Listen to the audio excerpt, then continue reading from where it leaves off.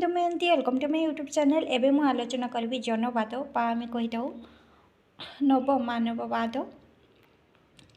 तो यहाँ हूँ आमर पीजी रो सिलेबस रो यूनिट 3 रो पेपर 3 रो यूनिट 1 रे अच्छी मानववाद बा जनवाद कहुए। अमेरिका रे एही सारस्वत आंदोलन सूत्रपात होइथिला। यही जनवाद होइथिला कोठी ना अमेरिका रे। यही आंदोलन विकास काल है 1915 रु 1933। नव मानववादर रेनेसा प्रवर्तित मानववाद सहित कौनसी संपर्क नहीं। रेनेसा साहित्य रे मानववाद को भित्ति करी स्वतंत्र साहित्य और दर्शन देखा जाए नहीं। मानव मर्यादा और प्रज्ञार ज्योतिगान ही थिला मानववादर मूल कथा। मानववाद शब्दटी बहु अर्थवाची, तेबे मनुष्य जीवन एवं धर्मकर्म उपरे गुरुत्व आरोप और तार पुरुषार्थक स्वीकृति एहार मुख्य वैशिष्ट्य। मानविक मूल्यबोध ही मानववादर मूल मंत्र। तेणु रेनेसा काल रे धर्म पंडित साहित्य रे गुरुत्व आरोप न करी साहित्य रे विभिन्न मानवीय समस्या को रूपायित करागला। इरास्मस हेउचंती एहार आद्य प्रवर्तक। मात्र मानववाद सेही रेनेसा कालर मानववाद ठारू प्रेरणा लाभ करी गढ़ी उठी नाही। यह रोमांटिक साहित्य और स्वेच्छाचारी राजनैतिक चिंताधारा विरुद्ध रे एक प्रतिवाद। यह ऐतिह्यबोध सौंदर्य चेतना और नीतिनिष्ठ राजनैतिक विचार विमर्श प्रति गुरुत्व आरोप करिथाए। इरविंग बाबित तांकर लिटरेचर एवं दि अमेरिकान कॉलेज पुस्तक रे एहार दिग्दर्शन सुस्पष्ट भावे प्रकाश करथिले। पॉल एल्मेर मोर बाबिटଙ୍କ सहित जोग देइथिले। प्रज्ञा उपरे गुरुत्व देले ही नव मानववादी माने अनुभव करुथिले जे आत्मानुभूति हेउची दार्शनिक सत्यर मूल उत्स। केतेक निर्दिष्ट मानव बा मानवीय गुण को अंतर्दृष्टि माध्यम निर्धारण करा जाई पारे। फलरे सेमाने सार्वजनीन आभिमुख्य नहीं नव क्लासिक दृष्टि और सौंदर्य चेतना उपरे दृक्पात करुथिले। सेमाने ड्यू जेम्स और बर्गसन प्रमुख दार्शनिकों प्रकृति आधारित दार्शनिक सिद्धांत को केवल प्रत्याख्यान करू नथिले, परंतु 19 शताब्दीर वर्डवर्थ, कलेरिज, एमर्सन, गेटे, बायरन, मेरेडिथ और व्हाइटमैन को परी रोमांटिक कवि मानक समालोचना करने को लगिले।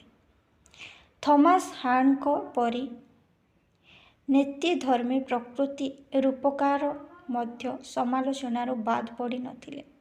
सेमानंक दृष्टि रे साहित्य सौंदर्य धर्मी न होई नीतिधर्मी हेबा विधेय।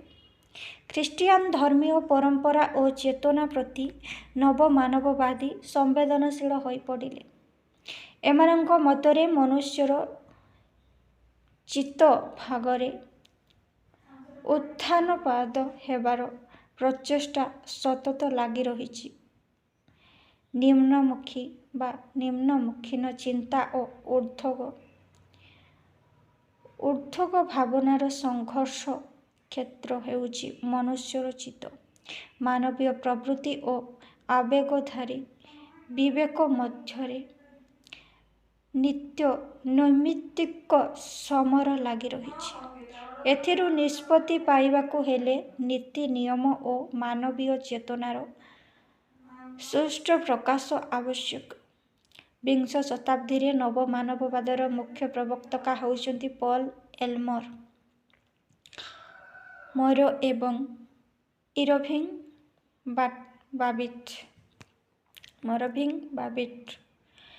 ବାବିଟ୍। ଏମାନେ ଆଧୁନିକତାର ଘୋର ବିରୋଧୀ।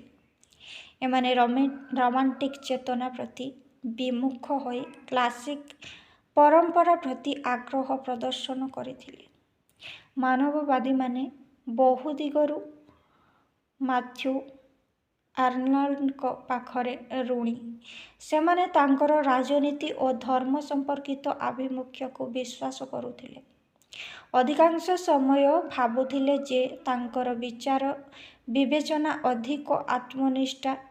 ସ୍ଥୂଳତଃ ସେମାନେ ତାଙ୍କୁ ସେମାନଙ୍କର ଊନବିଂଶ ଶତାବ୍ଦୀର ଅଗ୍ରଦୂତ ଭାବେ ସମ୍ମାନ ଦେଉଥିଲେ। ରୋମାଣ୍ଟିକ୍‌ମାନଙ୍କ ପ୍ରତି ତାଙ୍କର ନିନ୍ଦା, ସାହିତ୍ୟ ପ୍ରତି ତାଙ୍କର ନୈତିକ ଦୃଷ୍ଟିକୋଣ, ବିଶେଷ କରି ତାଙ୍କର ସର୍ବୋତ୍ତମ ସତ୍ତାର ପରିକଳ୍ପନା, ମାନବଙ୍କ ଅନ୍ତରୀଣ ପ୍ରବୋଧନକୁ ସ୍ମରଣ କରାଇ ଦେଇଥାଏ। ଆର୍ନଲ୍ଡଙ୍କ ସାଧାରଣ ସତ୍ତାରୁ ସର୍ବୋତ୍ତମ ସତ୍ତାକୁ ଉତ୍ତରଣ ନୀତି ମାନବବାଦୀଙ୍କୁ ପ୍ରଭାବିତ କରିଥିଲା। ସେ ଯେପରି ବୁଦ୍ଧିସମ୍ମତ ଆଭିଜାତ୍ୟକୁ ସ୍ୱୀକାର କରୁଥିଲେ, ମାନବବାଦୀଏ ମଧ୍ୟ ତାକୁ ବିଶ୍ୱାସ କରୁଥିଲେ। ମାନବବାଦୀମାନେ ରୁଷ ପ୍ରବର୍ତ୍ତିତ ପ୍ରକୃତିବାଦର ବିରୋଧ କରୁଥିଲେ। ଆଦିମ ପ୍ରକୃତି କଳକୁ ପ୍ରତ୍ୟାବର୍ତ୍ତନ କିମ୍ବା ଅନୁରୋଧ ଆବେଗ ପ୍ରତି ଆନୁଗତ୍ୟକୁ ସେମାନେ ପସନ୍ଦ କରୁଥିଲେ। ପ୍ରଥମ ବିଶ୍ୱଯୁଦ୍ଧ 1914ରୁ ଆରମ୍ଭ ହୋଇ 1924 ମସିହା ଯାଏ ମାନବବାଦର ପୋଷକତା କରୁଥିଲେ। ପରେ ସେ ଆଧୁନିକତା ପ୍ରତି ଆନୁଗତ୍ୟ ପ୍ରଦର୍ଶନ କରିଥିଲେ।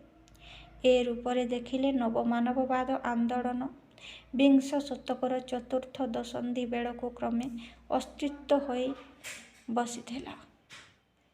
ତ ଏତିକିରେ ମାନବବାଦ ସମାପ୍ତ ହୋଇଛି। ଏବେ ମୁଁ ଆଲୋଚନା କରିବି ପ୍ରତୀକବାଦ। ଯେହେତୁ ଆମର ୟୁନିଟ୍ 3ରେ ପ୍ରତୀକ, ଚିତ୍ରକଳ୍ପ, ମିଥ୍ ଆଉ ଜନବାଦ ଅଛି, ତେଣୁକରି ଜନବାଦ ଆଲୋଚନା ସରିଲା। ଏବେ ଦେଖିବା ଆମେ ପ୍ରତୀକବାଦର ସଂଜ୍ଞା, ସ୍ୱରୂପ, ଗଠନ ଶୈଳୀ। ପ୍ରତୀକ ସଂସ୍କୃତି, ସଭ୍ୟତା ଓ ସାହିତ୍ୟ ଜଗତରେ ଏକ କଳାତ୍ମକ, ବୌଦ୍ଧିକ ରୀତିସମ୍ପନ୍ନ ଭାବେ ଚେତନା। ଏହା ଏକ ବସ୍ତୁ ଯାହା ଅନ୍ୟ ଏକ ବସ୍ତୁର ନିର୍ଦ୍ଦିଷ୍ଟ ଭାବନା ପାଇଁ ଏକ ସଂକେତ।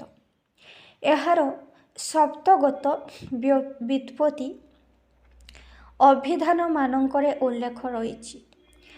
ସଂସ୍କୃତରେ କୁହାଯାଇଛି ପ୍ରତି ଯତ୍ନେ ଅନେକ ଇତି ପ୍ରତୀକ, ଅର୍ଥାତ୍ ଯାହା ସାହାଯ୍ୟରେ ପ୍ରତୀତି ବା ବିଶ୍ୱାସ ଜାତ ହୁଏ ତାହା ପ୍ରତୀକ।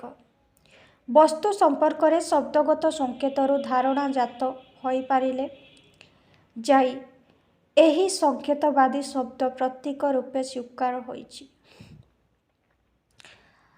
ତ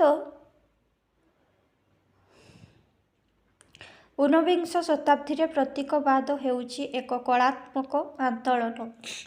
ଏଥିରେ ବସ୍ତୁ ଅପେକ୍ଷା ତାହାର ଭାବ ପ୍ରତି ଅଧିକ ସଚେତନତା ପ୍ରକାଶ କରାଯାଇଥାଏ। ପରୋକ୍ଷ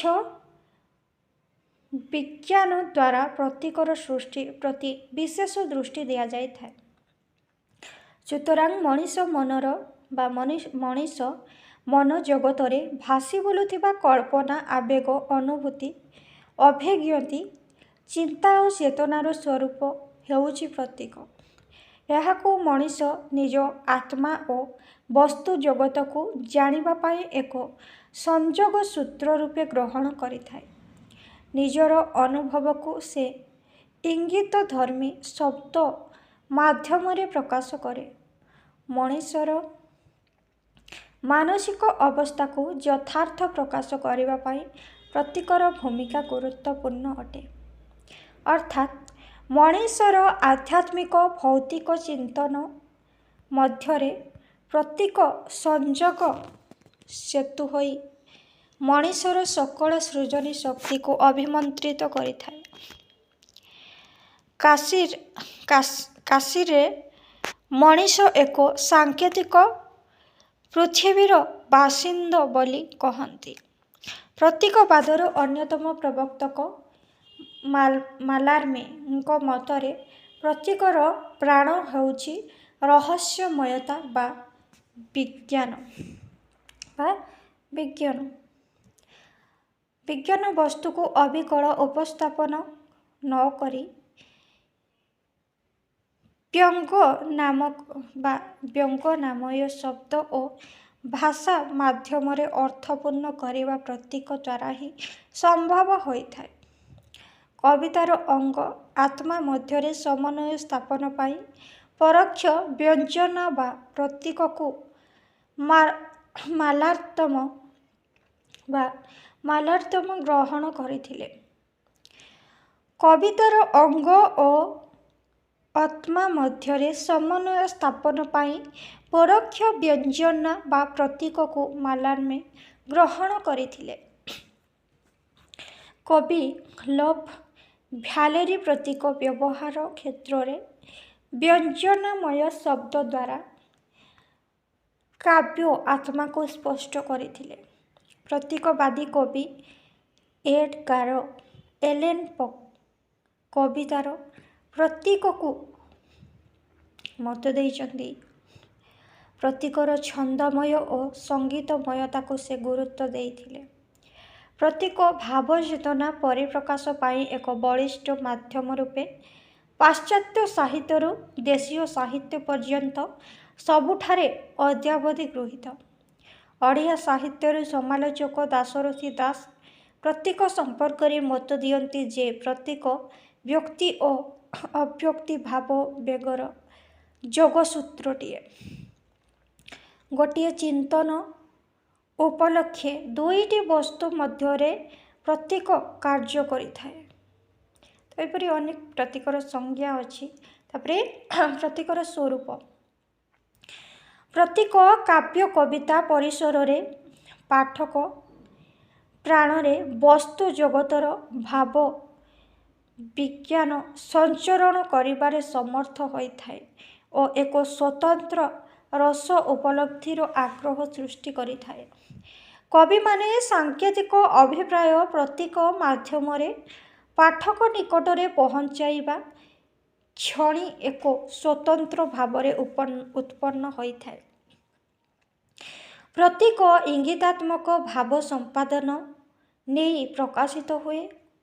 ପ୍ରତୀକ ମୂର୍ତ୍ତି ଓ ଅମୂର୍ତ୍ତି ହୋଇପାରେ। ପ୍ରତୀକ ପ୍ରାୟ ଏକାର୍ଥବୋଧକ କାରଣ ସେ ବସ୍ତୁ ବିଶେଷର ପ୍ରତିନିଧିତ୍ୱ କରେ। ପ୍ରତୀକ କବି ମନର ବିସ୍ତୃତ ଚିନ୍ତାଧାରାର ପ୍ରତିନିଧିତ୍ୱ କରେ।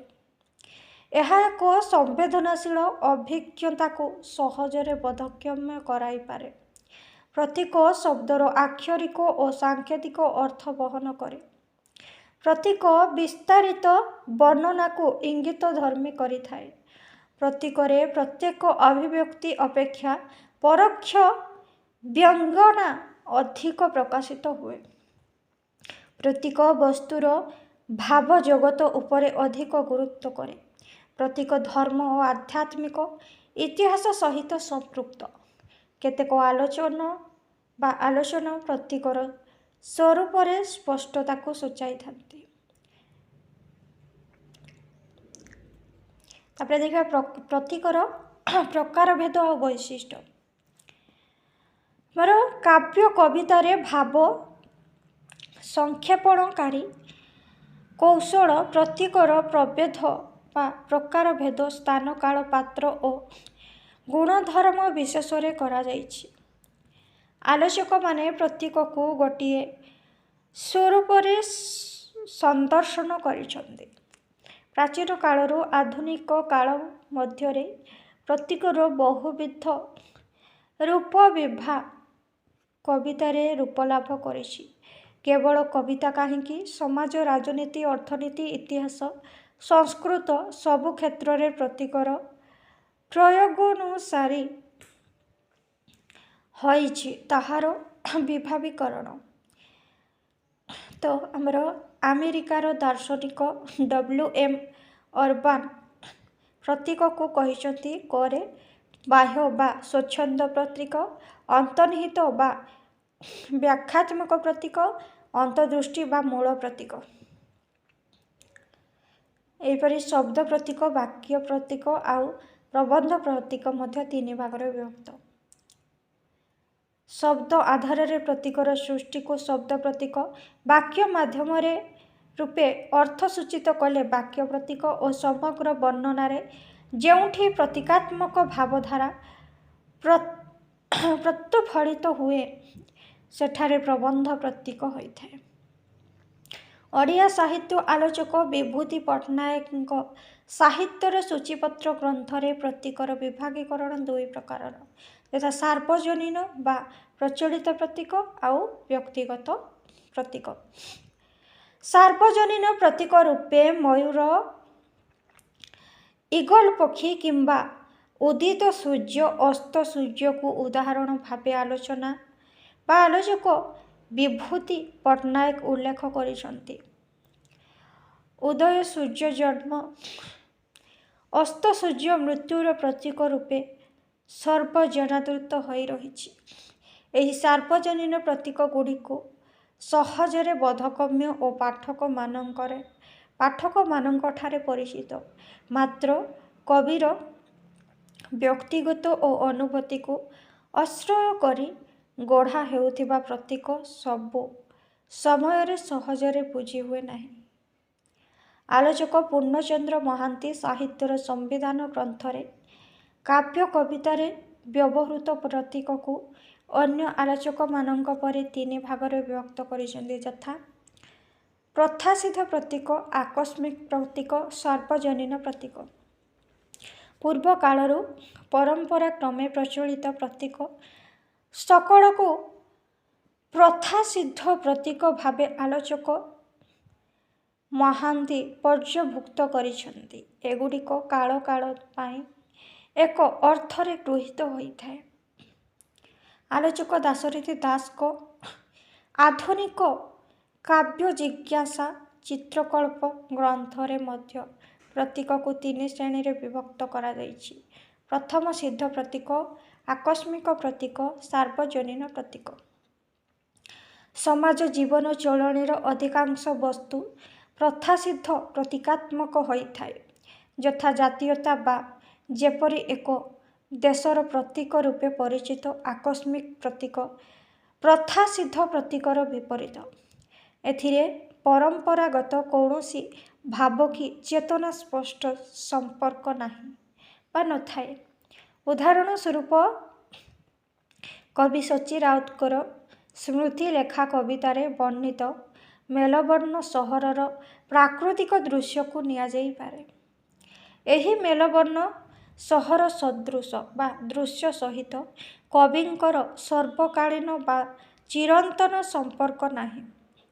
ତେବେ ଏହା ଆକସ୍ମିକ ରୂପେ କବିଙ୍କର ମନୋଭାବର ପ୍ରତୀକ ହୋଇଛି। ସାର୍ବଜନୀନ ପର୍ଯ୍ୟାୟର ପ୍ରତୀକ ସହିତ ବସ୍ତୁର ସର୍ବକାଳିକ ସମ୍ପର୍କ ସଂଯୁକ୍ତ ହୋଇଥାଏ, ଯେପରି ଜଳ, ଜୀବନ ବା ପ୍ରାଣସତ୍ତାର ପ୍ରତୀକ। ଏତଦ୍ ବ୍ୟତୀତ କେହି କେହି ଆଲୋଚକ ବିଭାଗୀକରଣରେ ମିଥ୍ ପ୍ରତୀକ ଓ ପ୍ରତ୍ନତ୍ ପ୍ରତୀକକୁ ସ୍ଥାନିତ କରିଥାନ୍ତି। ସାଧାରଣତଃ ମିଥ୍ ପ୍ରତୀକ ଲୋକସାହିତ୍ୟରେ ଦେଖାଯାଏ। ଆଧୁନିକ କବିତାରେ ଏହି ଜାତୀୟ ଲୋକବାଣୀ, ଲୋକପୁରାଣ ଇତ୍ୟାଦି ବା ଇତିହାସ ଓ କିମ୍ବଦନ୍ତୀରୁ ଗ୍ରହଣ କରି ପରୋକ୍ଷ ଭାବେ ପ୍ରୟୋଗ କରିବାର ଲକ୍ଷ୍ୟ ବା ପରିଲକ୍ଷିତ ହୁଏ। ପ୍ରତୀକ ପ୍ରାୟ ମନସ୍ତତ୍ତ୍ୱମୂଳକ। ଏହା ଜ୍ଞାନପୂର୍ଣ୍ଣ ଓ ଅନ୍ତର୍ଦୃଷ୍ଟି ସମ୍ପନ୍ନ। ପାଠକଙ୍କ ଉପରେ ଏହାର ପ୍ରଭାବ ସୁଦୂର ପ୍ରସାରୀ। ତାପରେ ପ୍ରତୀକର ବୈଶିଷ୍ଟ୍ୟ। କବିତାର କଳାତ୍ମକ, ବିଜ୍ଞାନାତ୍ମକ, ବ୍ୟଙ୍ଗାତ୍ମକ ଭାବର ମୂର୍ତ୍ତି ପ୍ରକାଶ ପ୍ରତୀକବାଦର ଦ୍ୱାରା ଘଟିଥାଏ। ଫ୍ରାନ୍ସର ପ୍ରତୀକବାଦ ଆନ୍ଦୋଳନ ପୂର୍ବରୁ ମୋଟର କାବ୍ୟାଲୋଚନାର ମୁଖ୍ୟ ଆଙ୍ଗିକ ଲକ୍ଷ୍ୟ। ଭାରତୀୟ ସାହିତ୍ୟରେ ପ୍ରତୀକ ପ୍ରବେଶ ପୂର୍ବରୁ ଉପମାର ବ୍ୟବହାର ଥିଲା। ଉପମା ରୂପକ ଇତ୍ୟାଦି ସଫଳ ପ୍ରୟୋଗ ଥିଲା କବିର କବିତ୍ୱ ପ୍ରୟୋଗ ପାଇଁ କଷଟି ପଥର। ପାଶ୍ଚାତ୍ୟ କାବ୍ୟଭଙ୍ଗୀ ପ୍ରତୀକବାଦ ଆନ୍ଦୋଳନ ପରେ କାବ୍ୟ କବିତାରେ ପ୍ରତୀକର ଗୁରୁତ୍ୱ ବୃଦ୍ଧି ପାଇଥିଲା। ପ୍ରତୀକବାଦର ପ୍ରବକ୍ତା ମାଲାର୍ମେଙ୍କ ମତରେ ସବୁ ଭଲ କବି ପ୍ରତୀକବାଦୀ ହୋଇଥାନ୍ତି। ତ ଦେଖିବା ଆମେ ସ୍ୱତନ୍ତ୍ର ବୈଶିଷ୍ଟ୍ୟ ଗୁଡ଼ିକ। ପ୍ରତୀକର ଆବେଦନ କାବ୍ୟ କବିତା କ୍ଷେତ୍ରରେ ଦୀର୍ଘସ୍ଥାୟୀ ଅଟେ। 2 ପ୍ରତୀକ ମଣିଷର ଅବଚେତନ ମନ ମଧ୍ୟକୁ ପ୍ରବେଶ କରି ତାର ଅବ୍ୟକ୍ତ ଇଚ୍ଛାକୁ ବ୍ୟକ୍ତ କରିବା ପାଇଁ ସମର୍ଥ ହୋଇଥାଏ। 3 ଉପମା ଓ ପ୍ରତୀକ ମଧ୍ୟରେ ଭିନ୍ନତା ରହିଥାଏ। କାରଣ ଉପମା ମଣିଷର ଚେତନାଶୀଳ ମନ ପର୍ଯ୍ୟନ୍ତ ପ୍ରବେଶ କରୁଥିବା ବେଳେ ପ୍ରତୀକ ଅଧିକ ସୂକ୍ଷ୍ମ ଓ ସ୍ପଷ୍ଟ ଗୁଣଧର୍ମ ଘେନି ମଣିଷର ଅବଚେତନ ମନ ତଳେ ମଧ୍ୟ ଆଧ୍ୟାତ୍ମିକ ଭାବେ ବିହ୍ୱଳ ହୋଇପାରେ।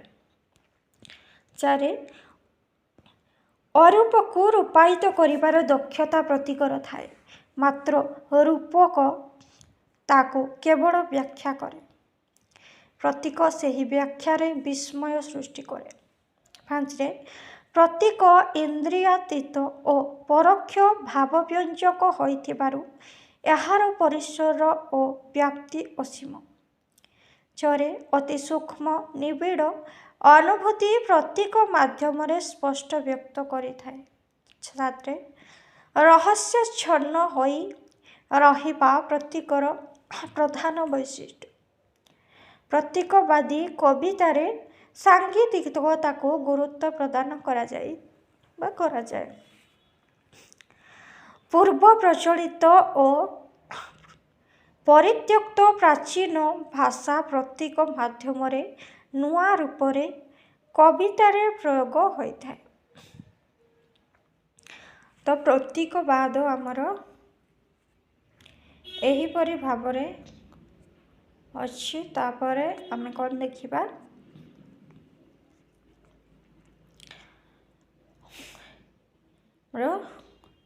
ଚିତ୍ରକଳ୍ପ ଦେଖିବା। ଆଧୁନିକ ଓଡ଼ିଆ କବିତାରେ ପ୍ରତୀକର କିପରି ପ୍ରୟୋଗ ହୋଇଛି ଦେଖିଦେବା।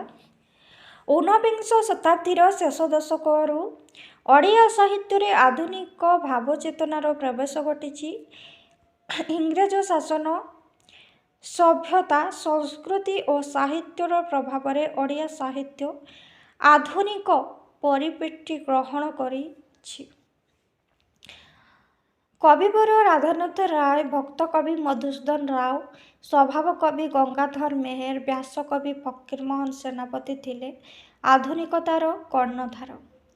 ଧର୍ମ ଓ ଈଶ୍ୱର କୈନ୍ଦ୍ରିକ ଚୈତନ୍ୟ ଏବଂ ଶୃଙ୍ଗାରିକତା ତଥା ଅଳଙ୍କାରର ନିଗଡ଼ରୁ କାବ୍ୟ କବିତାକୁ ମୁକ୍ତ କରିବାର ପ୍ରୟାସ ଏମାନଙ୍କର ପରିଲକ୍ଷିତ ହୋଇଛି। କବି ରାଧାନାଥଙ୍କ ସମୟଠାରୁ ସତ୍ୟବାଦୀ ଓ ସବୁଜ ଯୁଗ ପର୍ଯ୍ୟନ୍ତ ଓଡ଼ିଆ ସାହିତ୍ୟରେ ପ୍ରତୀକର ବ୍ୟବହାର ଦେଖାଯାଏ ନାହିଁ। ପ୍ରାୟ 1935 ମସିହା ପରବର୍ତ୍ତୀ କାଳରେ ଓଡ଼ିଆ ସାହିତ୍ୟରେ ପ୍ରତୀକ ପ୍ରୟୋଗ ଯଥାର୍ଥ ରୂପେ ପରିଲକ୍ଷିତ ହୋଇଛି। ଊନବିଂଶ ଶତାବ୍ଦୀର ଶେଷ ଭାଗରେ ଫ୍ରାନ୍ସରେ ସୃଷ୍ଟ ପ୍ରତୀକବାଦୀ କାବ୍ୟ ଆନ୍ଦୋଳନ ପରବର୍ତ୍ତୀ କାଳରେ ସମଗ୍ର ବିଶ୍ୱ ସାହିତ୍ୟକୁ ପ୍ରଭାବିତ କରିଛି। ପ୍ରତୀକବାଦର ପ୍ରବର୍ତ୍ତକ ବଦଲେୟାର, ଭେର୍ଲେନ, ମାଲାର୍ମେ ପ୍ରଭୃତି ମୁଖ୍ୟ ରାଶି କବି ସେତେବେଳେ ବିଶ୍ୱର ତରୁଣ କବିମାନଙ୍କୁ ମନମୁଗ୍ଧ କରିଛନ୍ତି। ଅନ୍ୟପକ୍ଷରେ ବିଜ୍ଞାନର ନବ ଆବିଷ୍କାର ଉଦ୍ଭାବନ ମଣିଷ ମନରେ ତା ନିଜ ଶକ୍ତି ପ୍ରତି ସଚେତନ କରିବା ସଙ୍ଗେ ସଙ୍ଗେ ଈଶ୍ୱରଙ୍କ ସ୍ଥିତି ପ୍ରତି ସନ୍ଦେହ ସୃଷ୍ଟି କରିଛି। दार्शनिक मार्क्स, फ्रॉयड, सार्तो, କ୍ୟାମୁ ଇତ୍ୟାଦିଙ୍କ ଦର୍ଶନ ମଣିଷ ମନକୁ ଅନ୍ତଃସଂଘର୍ଷରେ ଅସ୍ତବ୍ୟସ୍ତ କରିଛି। ଶିଳ୍ପ ସମୃଦ୍ଧିକରଣ, ପଲ୍ଲୀ ସଂସ୍କୃତିର ବିଭଙ୍ଗତା ତଥା ସହର ସଭ୍ୟତାର ଉତ୍ଥାନ ମଣିଷକୁ ଭୌତିକ ପ୍ରାଚୁର୍ଯ୍ୟ ପ୍ରତି ଆକର୍ଷିତ କରିବା ସଙ୍ଗେ ସଙ୍ଗେ ତାକୁ ବ୍ୟକ୍ତିଗତ ଭାବେ ସମ୍ବେଦନମୁଖୀ କରିଛି। ଉପଭୋଗ ପ୍ରବଣତା ମଣିଷଠାରେ ପ୍ରବଳ ହୋଇଛି। ଅର୍ଥ ସାଜିତ ତା ପାଇଁ ପରମାର୍ଥ। ତ ଏହିପରି ଭାବରେ ଦେଖିଲୁ ଆମେ।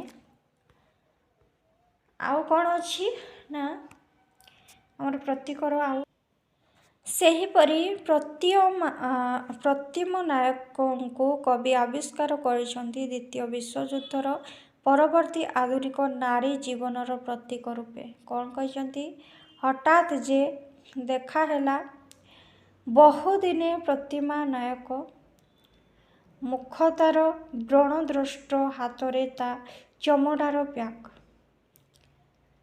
ଶୀର୍ଣ୍ଣ ସାଧା ଲାଗେ, ଫୁଟେ ବ୍ୟର୍ଥତାର ଅକପଟ ଦାଗ, ଜାପାନୀ କାଗଜ ଫୁଲ ପରି ଦେହେ ବୟସର ଧୂଳି। ପଚାରିଲା ଭଲ ଅଛି, କଣ୍ଠେ ମୋର বিষণ্ଣ ଗଳଧୂଳି। ପ୍ରତିମା ନାୟକଙ୍କ କବି ସଚ୍ଚି ରାଉତରାୟ ଲେଖିଛନ୍ତି ପ୍ରତିମା ନାୟକରେ। କବି ଲେଖନୀରେ ପ୍ରତିମା ନାୟକ ଏକ ଆଧୁନିକ ନାରୀ ସତ୍ତାର ପ୍ରତୀକ ସାଜିଛି। ପାରମ୍ପରିକ ବେଶଭୂଷା ବା ମୂଲ୍ୟବୋଧ ତା ଠାରେ ଦେଖାଦେଇ ନାହିଁ।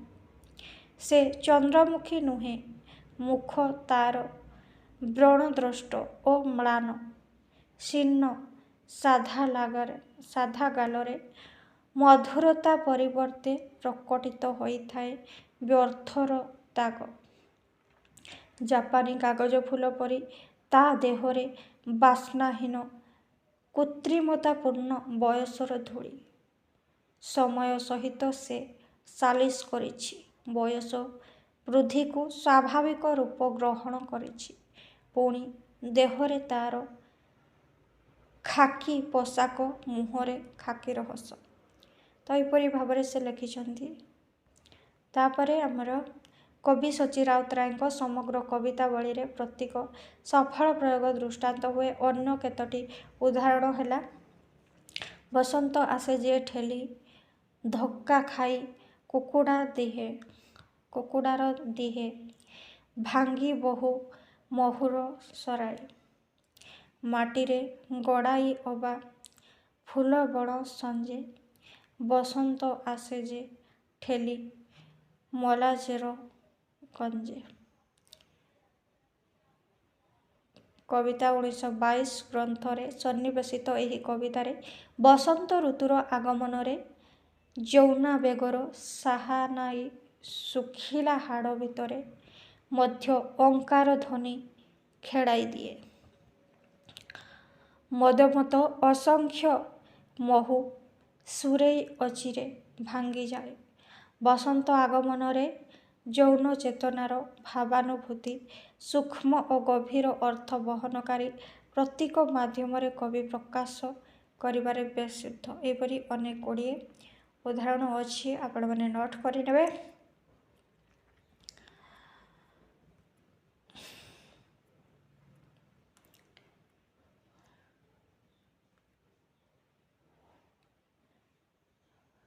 ତାପରେ ଆମେ ଦେଖିବା